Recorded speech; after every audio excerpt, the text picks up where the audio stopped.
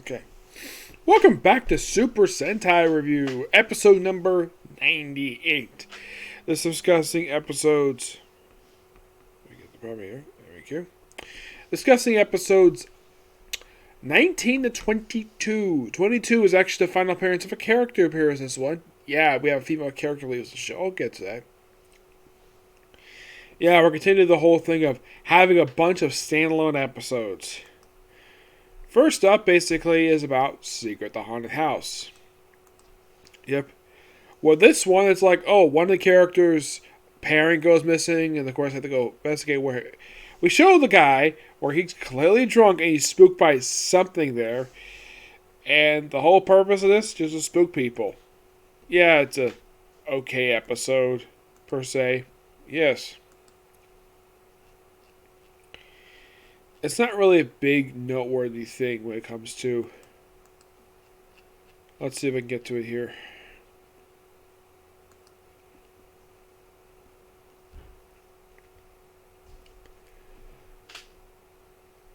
Yeah, but here's the thing. You have a Haunted House type episode airing in the month of June, which seems like a very weird time to air this. I would think that maybe people who make Super Sentai would air this in, I don't know, like October. Yeah, it's interesting. I like the Haunted House aspect of this thing, but not really much else to that one. Next one basically is all about cactuses. Yes, a whole episode where we have a deadly cactus poisoning people, and we bring a cactus expert apparently from Mexico. And of course, when she gets there, she is, asked by a couple kids to help, because apparently she's a cactus expert. Maybe she can help a cactus. Yes, a cactus. The most interesting thing with this episode is with Goggle-V, where she's got herself as a mirage dancer. Yeah, show off her sexy back that she's got. Yeah, because the actress at the time was a very lovely woman. I gotta admit, this actress is a pretty good idea. Yeah. Oh yeah, and the thing with the cactus monster this episode, he's a stereotype. Yes. Well, because he's a cactus. Oh, by the way, they do show him drinking the episode. What did he drink? Tequila! Yes. And it almost seems as though this character is a stereotype of Mexicans. Well, probably what Japan thinks of Mexicans. Yes, seriously. That's seriously the whole thing with this one. And he's mentioned to be at the very end. It's a interesting episode, aside from the whole transformation thing. It's a odd episode per se, but if you want to think like who's focused these episodes, 19 is basically mostly the team, or maybe a support character in their own episode. 20 is mostly a little about Goggle-V. 21 is a Goggle-Red episode, yes, where he helps a kid who's basically jumping fish in the water. It turns out he's a fish breeder. I personally have never heard of this type of profession for Japan, but apparently they breed fish. Okay. And his father went missing. How long ago he got missing? Don't know. By the way, when the monster shows up in the episode, it shows a complete. Oh, look, there's the monster. With him, like, what? What the heck happened here?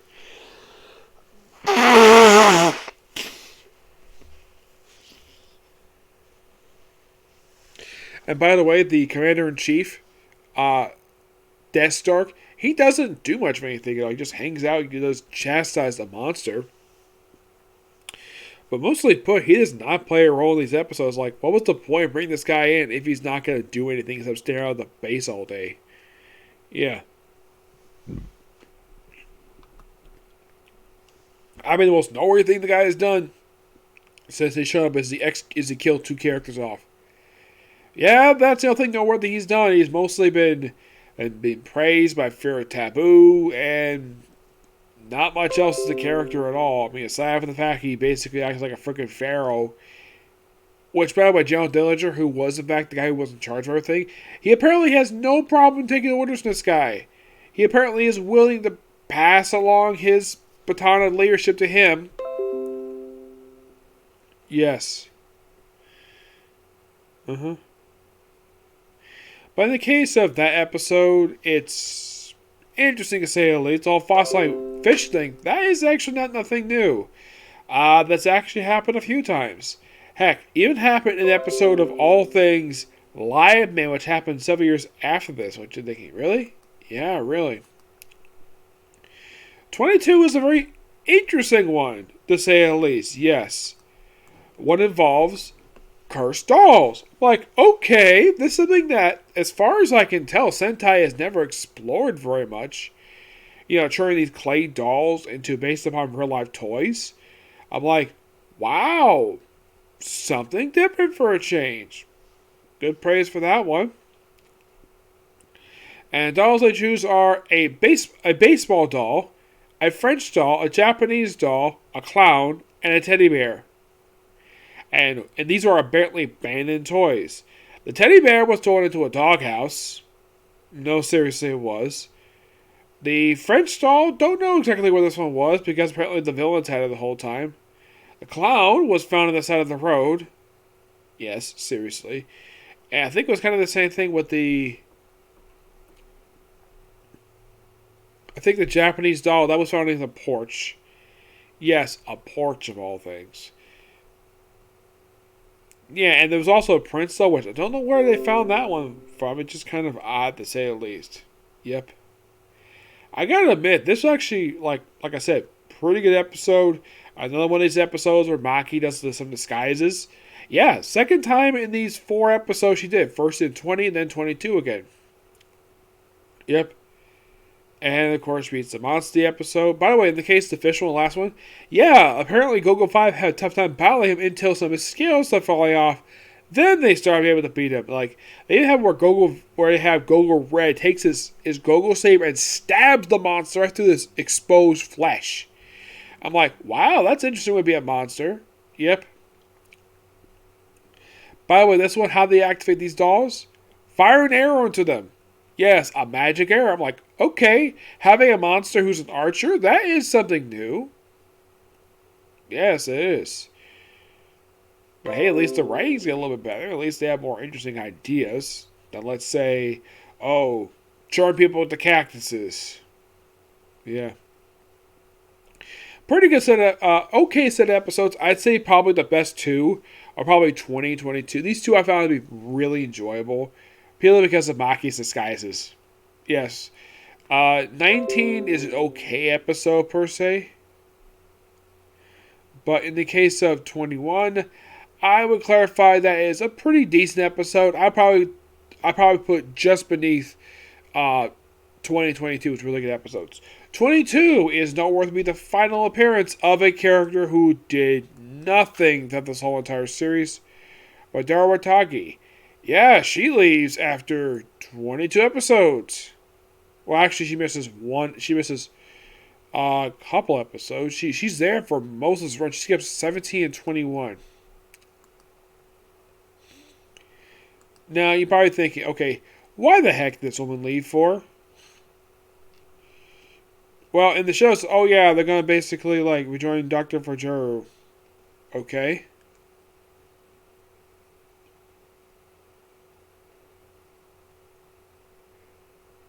Oh, this is interesting. The one who played the French doll, she was in some Vulcan as Red Rose Mask.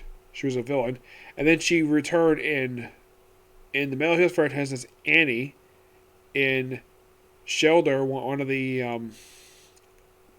Shelter, let's see if I can find it here. Shelter is actually the third one of the Space Sheriff saga.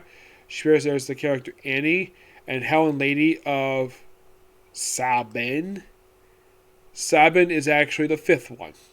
Yep. Let's see if I can find pictures of her. Annie is, she was pretty much a recurring character. She basically looked like she was a regular in Space Sheriff.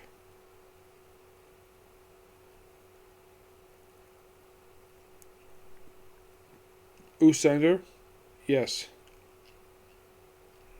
Yeah, it looks like she was a regular in that one. Mm-hmm. Helen is probably kind of the same way, too.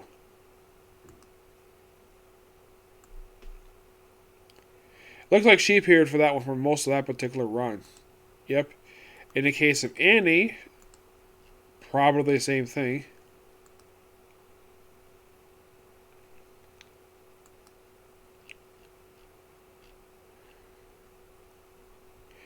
Though her character actually had a counterpart in American television. Caitlin Starr. Yep.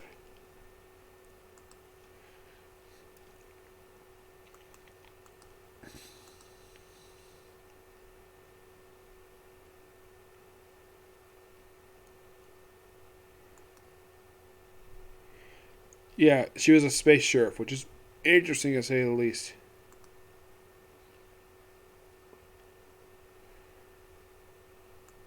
So I think maybe she appeared for the entire run.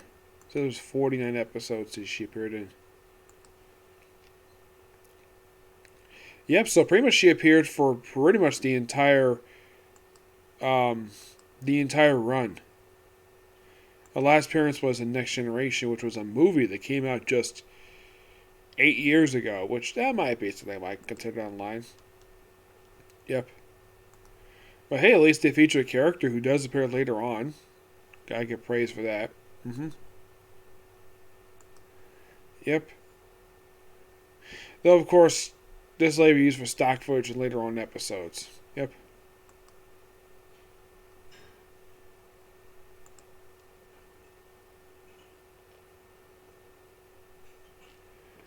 Yeah. Yeah, I found 22 to be quite like a really good episode. I would say good enough.